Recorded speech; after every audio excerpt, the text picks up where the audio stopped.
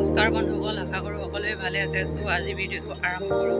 আজি ভিডিঅ'টো মই নাজিৰা এনচ ক্লাবত বনাম বুলি ভাবিছিলোঁ। তাত আজি বহুতো ইউটিউবাৰ আহিব, সন্তোষ দা, ৰিম্পী বা আৰু বহুতো ইউটিউবাৰ আহিব। আৰু মই আজি যাব নোৱাৰিম, কাৰণ আমাৰ ঘৰত ককা এজন আহিছে চুলি কাটি দিবলৈ, আৰু মই তেওঁক চুলি কাটি দিব লাগিব, কাৰণ তেওঁ অকণমান বয়সীয়াল হৈ আৰু নাজিৰালৈ যাবলৈ তেওঁ অলপ দিগদাৰ পায়। আমাৰ ঘৰলৈ আহিছে আৰু মই তেওঁক চুলি কাটিম। আৰু আপোনালোককো এটা অনুৰোধ যে আপোনালোকে কেতিয়াবা বুঢ়াজনক বা বয়সীয়াল মানুহবোৰক অকণমান সহায় কৰিবলৈ চেষ্টা কৰিব। মই আপোনালোকক কেনেকৈ চুলি কাটোঁ আৰু তাকে আজি আপোনালোকক দেখাম। মই আগতেও চুলি কাটিছোঁ, হ'লেও মই বহুত দিন কটা নাই, আৰু আজি বহুত দিনৰ মূৰত চুলি কাটিম, আৰু আপোনালোকে চাই থাকিব।